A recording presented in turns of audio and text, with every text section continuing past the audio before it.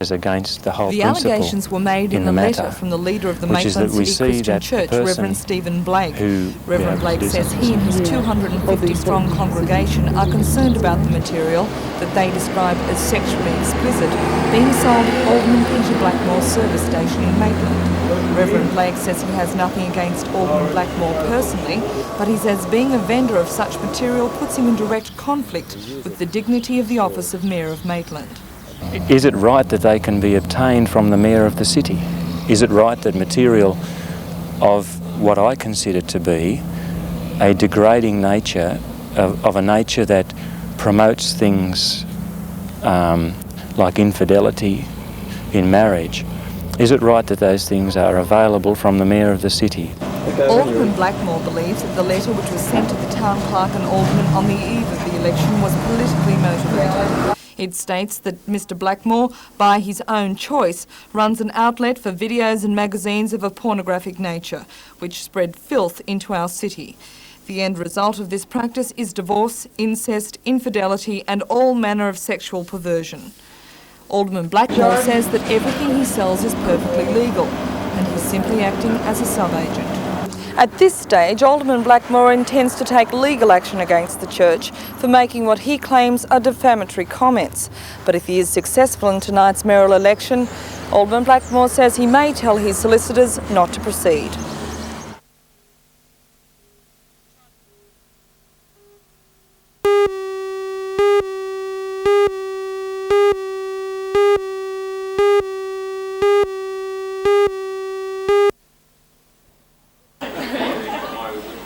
It took 2 men and a ladder just to get it through the door, and it takes at least 15 very hungry people to eat it.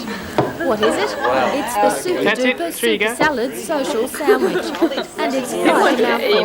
This is the largest saleable sandwich in Australia, and the staff from the Hunter District Water Board was among the first to try it. A specially baked 2-metre bread roll, 2 kilos of sliced meat, a kilogram of cheese and assorted salad veggies went into its making. This mammoth mouthful is about to revolutionise the office lunchtime. But the question is, where do we start and where will it all lead to? The crazy creators of this super sandwich, the proprietors of Porky's Pizzas on Wheels, were on hand to carve it. Those who helped finish the whole roll were promised a complimentary after-dinner minty.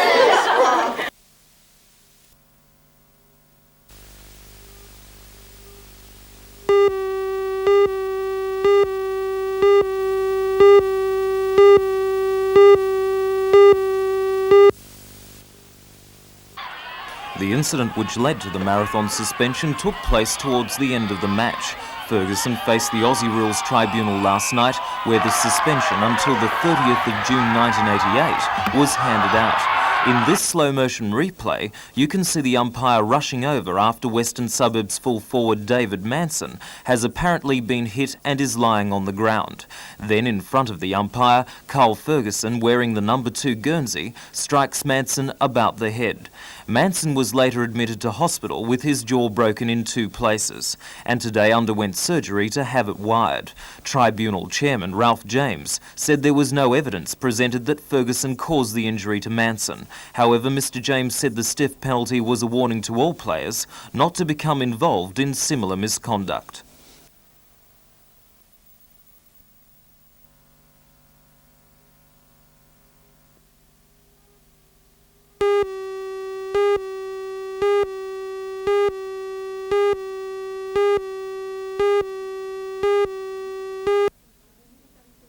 Militarization continues 48, slight in stature and softly spoken, would not be the common idea of a revolutionary.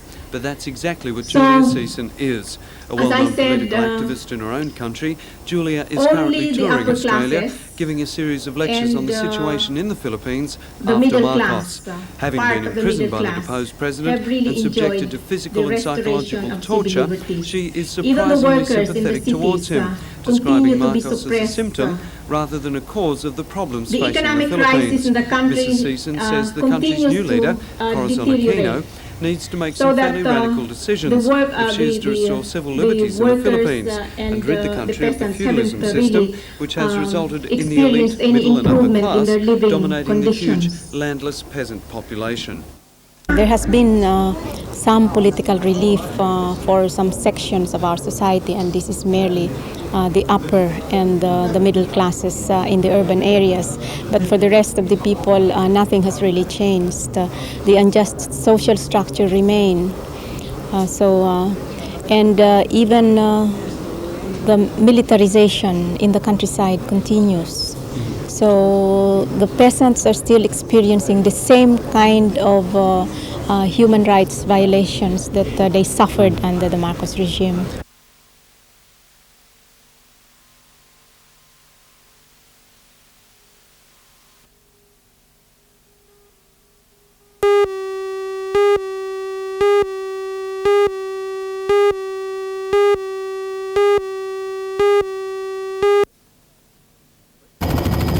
Three men staged the daring robbery at a Wabba State mine west of Toronto shortly after 9:30 this morning. The men, wearing army greens and balaclavas, escaped with a large amount of money, the fortnightly pay for the miners.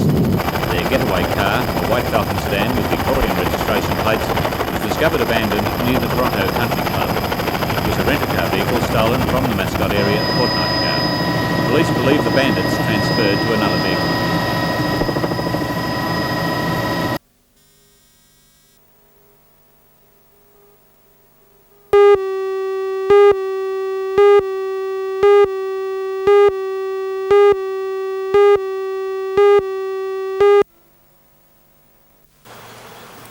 Tomago Aluminium bought the house in 1985 under an agreement to purchase all residential property in its environmental buffer zone. The price tag of $500,000 included 2 hectares of wooded grounds dotted with fruit trees.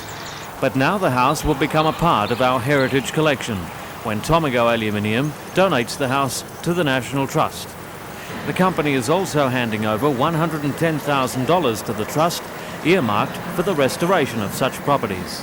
Well, Tomago had always wanted to contribute to the Australia's bicentennial, and we decided it was very appropriate to donate Tomago House to the National Trust, who will manage the house, and it becomes Tomago's contribution to Australia's bicentennial. The National Trust will be restoring the grand old home internally. It's hoped that the reception rooms will become popular venues for functions and even weddings. The National Trust will set up an office in the house as a focal point for its fundraising activities.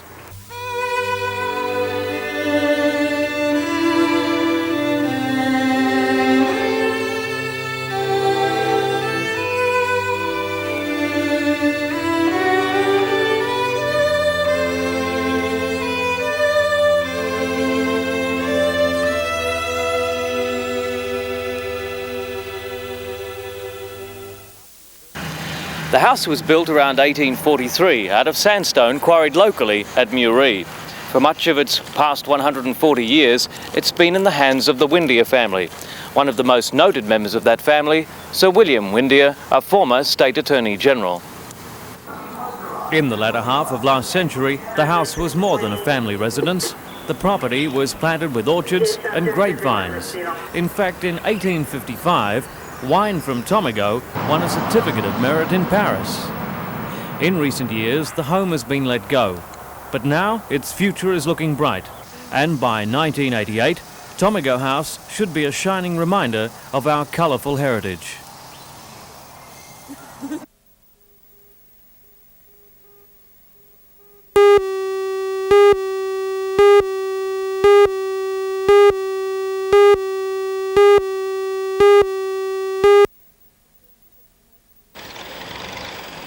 The exhibit promotes itself as a hands-on experience for curious children. It begins with a film screening, followed by an informal lesson, before the children are unleashed upon a carriage full of artefacts. The display is called What on Earth and examines the relationships in nature. The children from Biraban and Carrington primary schools were enjoying their informal natural history lesson in the train today. For children, the travelling exhibit offers a chance to see and even touch natural things they wouldn't normally see in their environment. The museum staff on board can cater for kindergarten through to Year 12 students. Education Officer Sally Stevens says the school sessions are completely booked out, but anyone is welcome to visit the exhibit. It's open 7 days a week and will be in Newcastle until next Friday. It travels from here to Maitland, then Dungog and on to Gloucester.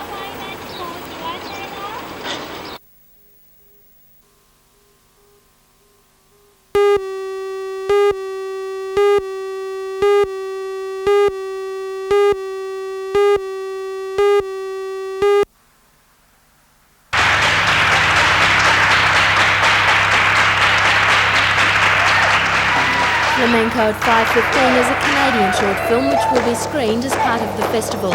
It's an impressionistic record of students at the National Ballet School of Canada learning the Spanish flamenco.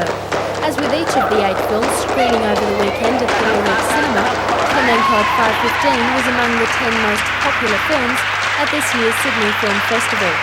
Coordinator of the festival, Susan Wilson, says many people are needlessly put off in the belief that film festivals screen only alternative or radical cinema. She says this festival aims for popularity and there's something for everyone. Yes, we always try to get as diverse a range as we can, films that come from different countries and also different styles of film, so that it's not too heavy and it's not too light. So I think we've got a good mix for this festival. And is there a highlight to the festival? Well, I think the opening night is particularly good. The first film is Favourites of the Moon. It's a French film, and very complicated film. You have to concentrate to follow it, but it's very funny.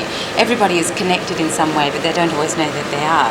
And the second film on the opening night is Sylvia. It's a New Zealand film about Sylvia Ashton Warner, who is a famous international educationalist who developed a way of teaching Maori children English as a second language in the 1940s, and this is a part of her life at that time. The Travelling Film Festival will screen over this weekend only at the Lyric Cinema.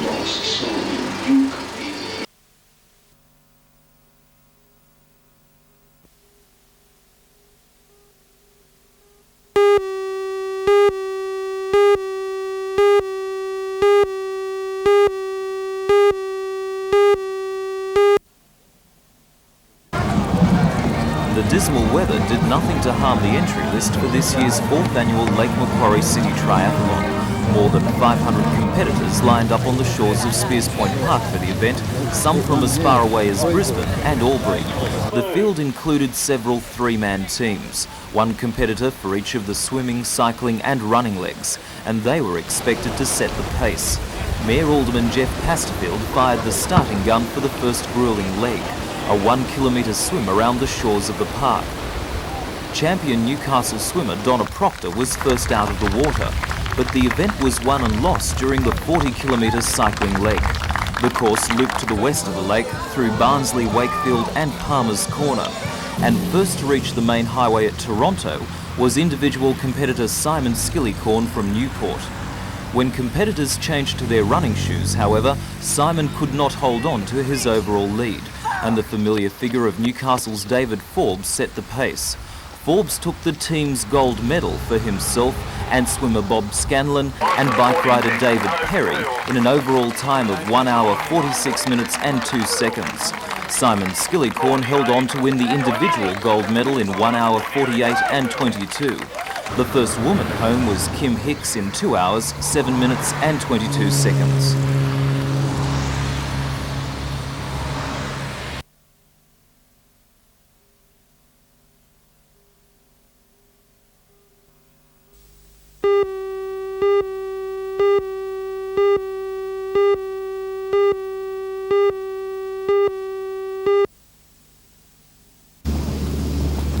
Despite yesterday's bleak conditions, horses and their riders braved the slippery and sometimes hazardous jumps. Show jumpers from Sydney and the Central Coast came up against some of the region's top competitors in the sport. Among them was 22-year-old Gail Tyndall. Already Gail and Midnight Star are well known within the Australian show jumping circuit. Last week, Gail was selected in the 20-member national training squad for the 1988 Seoul Olympics in Korea. Only 4 will finally be chosen, and if she misses out, her sights are set for the next big event. I'm one of the younger riders. I think there's a lot of older riders with a lot more experience that will get in, but hopefully for 1992 I'll be up there. And this is the first time women have been included in the Australian show jumping team? Yes, women haven't had a chance over the previous years due to have to carry lead, but now the lead's out, it's giving women more of a chance to get up there and compete equally with the men.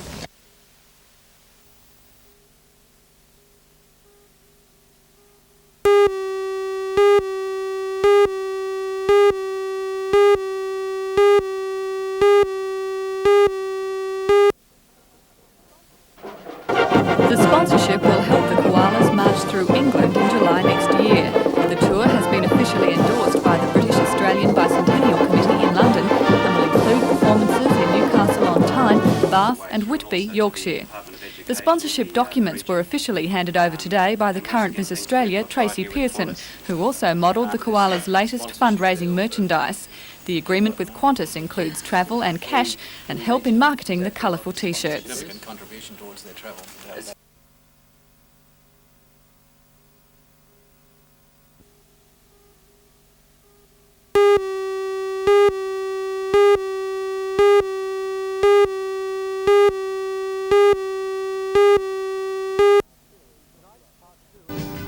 Tonight, part 2 in our series on drugs. And today we visited the Cessnock Corrective Centre to speak to a drug addict of 17 years for a first-hand account. Join Ray Deneen and Anna Manzoni for all the news tonight at 6.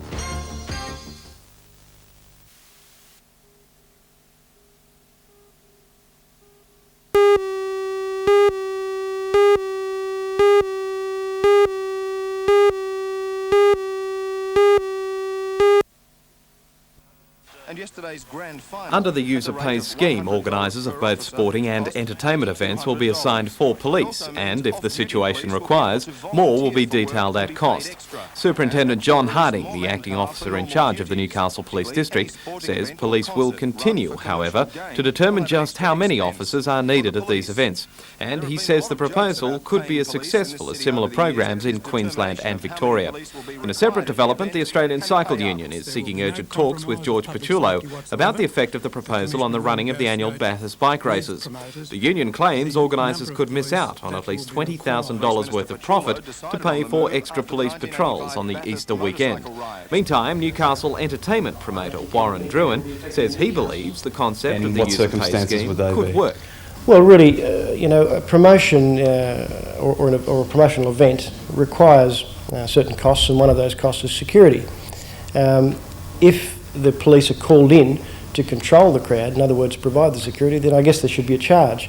But in most cases, the police should only be there as a sign of the law, and there shouldn't be any charge for that. I think the public are entitled to that.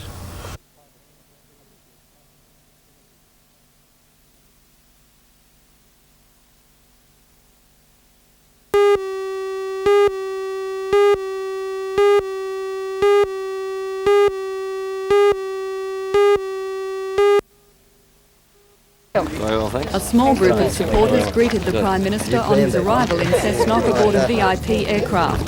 The Prime Minister's first stop was the high school to address students and present a Buy Australia logo. Particularly in the period leading up to Christmas, so that every Australian will be saying to himself and herself now, this is something we can do for our country. Let's buy the Australian-made product. Mr Hawke is now attending a public meeting in Cessnock Town Hall, and shortly he will visit the Bondswear factory in the city. This afternoon Mr Hawke addresses a public meeting in Singleton, and tonight he will attend a dinner in Maitland.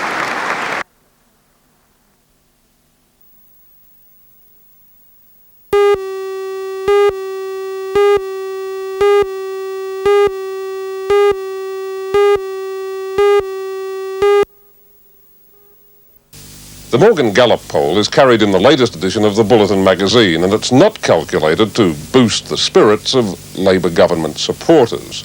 It shows that John Howard's coalition has increased its support, going up by 1% to 48%. At the same time, the government has slipped by 1 point. It now stands at a 42% rating. It would have clearly lost any election held at the time of the poll. In terms of personal popularity, Prime Minister Hawke is facing the same sort of trouble as his government.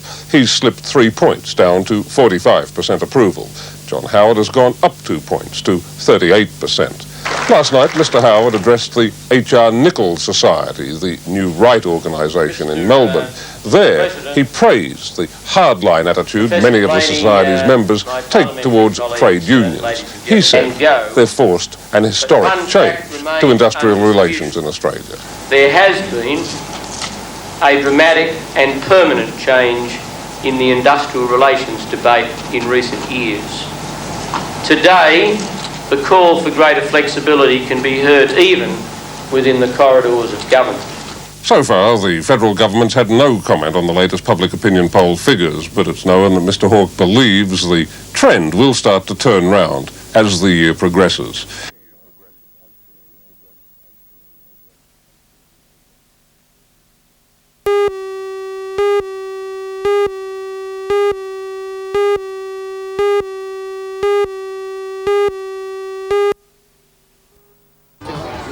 In a bid to boost Labor's stocks in what's seen as a swinging seat, Prime Minister Hawke is today visiting the Hunter electorate.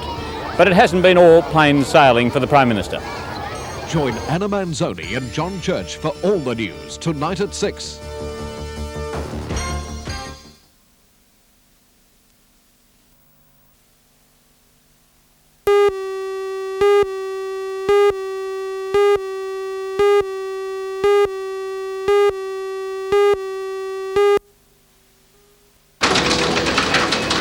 Servants say the government's latest reforms will take away all rights necessary to keep the service an independent body. Abolishment of promotion of the peer rights are just two of the reforms that are likely to be implemented. But not without a fight from the public servants. And today in Newcastle, members of the Administrative and Clerical Officers Association walked off the job to decide on their next course of action. The meeting rejected a proposal to strike, but accepted the 3 national executive motions which supported challenging the government's proposals. Secretary of the Hunter sub-branch of the ACOA, Vicky Telfer, says the union and the government agree on one issue, the making of an efficient public sector. What we're saying is that some of the reforms and some of the proposals don't go to making the public sector the most efficient one and also the most independent, and we will fight that tooth and nail to make them both efficient and both independent. Will the union be seeking industrial action over this matter? The kind of action we'll be taking will be to educate our members of what the rights and conditions that they have now, what the proposals mean, and we'll also be having a publicity campaign directed towards the community, so saying why there is such a need for an independent public sector, one that's where promotions are based on merit and not on favouritism or cronyism.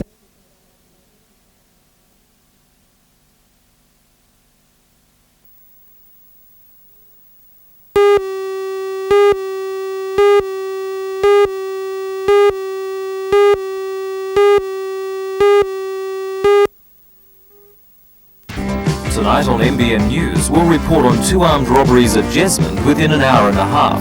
In the first, a branch of the National Australia Bank was held up by a man brandishing a sawn-off shotgun. Later, a branch of the Greater Newcastle Permanent Building Society was robbed by a man with a toy pistol. Join Ray Deneen and Anna Manzoni for all the news tonight at 6.